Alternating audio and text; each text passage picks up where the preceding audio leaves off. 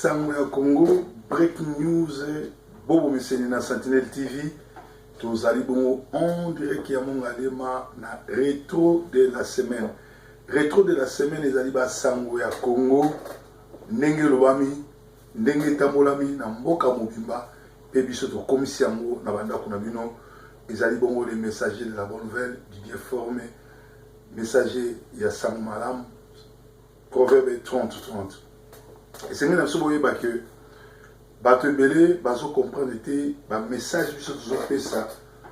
mozindo na ngona mulai na ngeza ndeni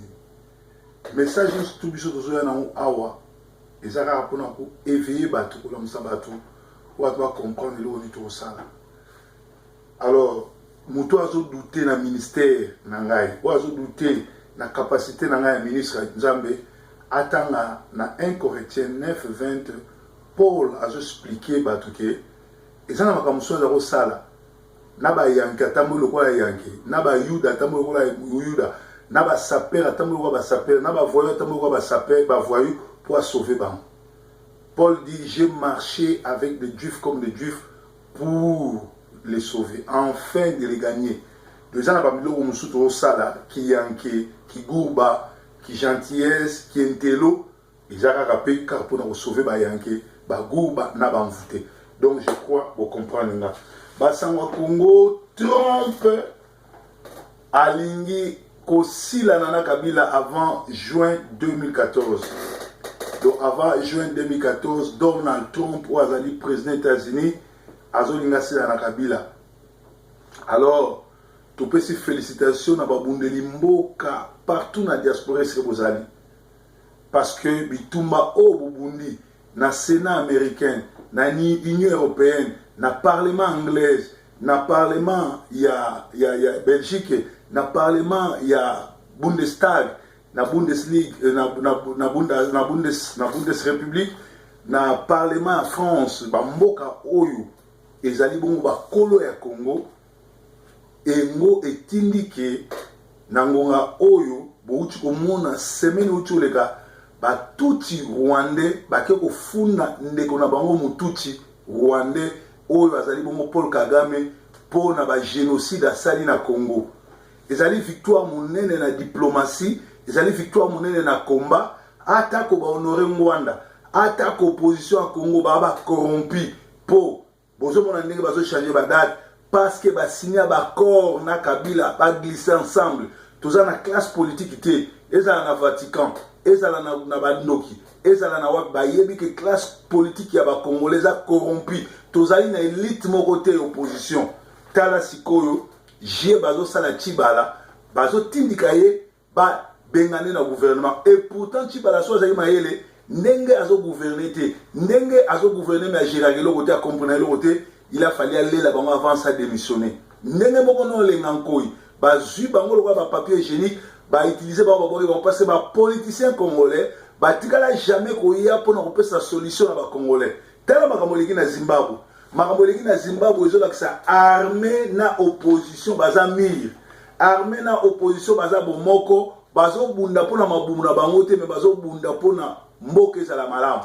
bandimi ko destituer président pona mboka et se retrouver mais na Congo ezala na armée ezala na opposition toza na opposante bato tout le monde a baza opposant ba signer ba accord caché na Kabila futa ba mbongo ba koko bengane te tala sikoyo est ya Congo za koyinda partout kuna na est ya Congo za koyinda mais na Kinshasa bato bazo bina bazo mela na Kinshasa bato baza na distraction ya ba gens en air ya ba kofundana ya ba boyena boye ya ko fingana nyonso wana za ba distraction ya gens en air poete bato Kinshasa ba la mukate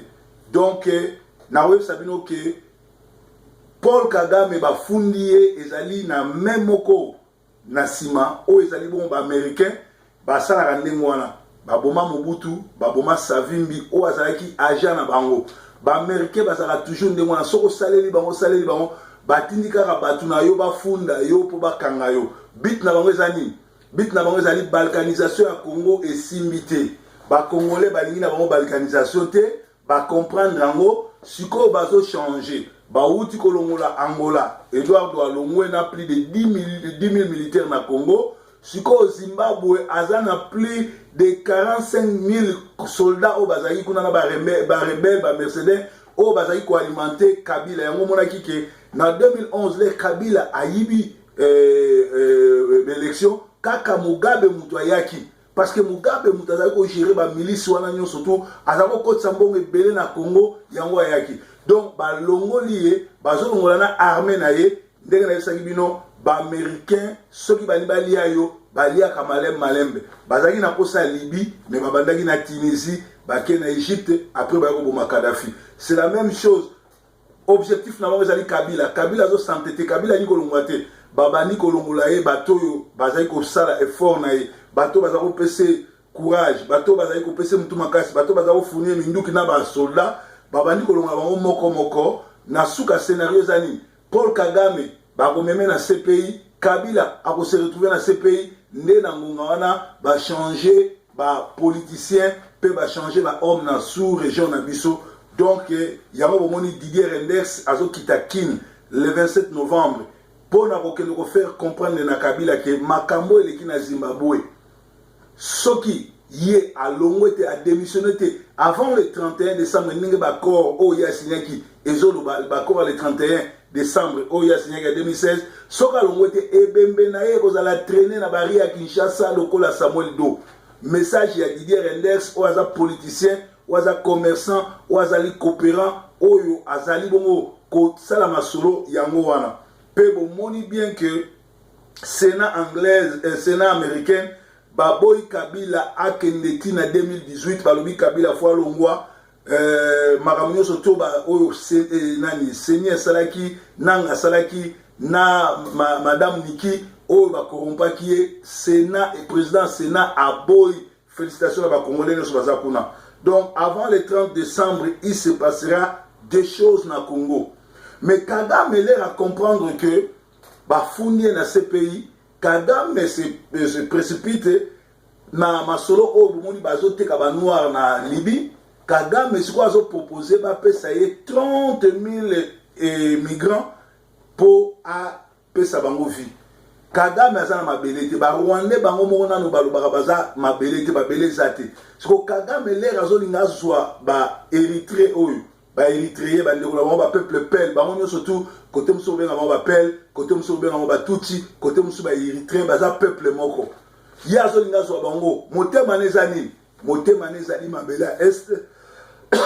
sorry motema ne ali a lembisa ba américain pour ba mona kaza mutu malamu mais pourtant c'est un criminel donc biliaki bikoki trompe après kolongola ba soldats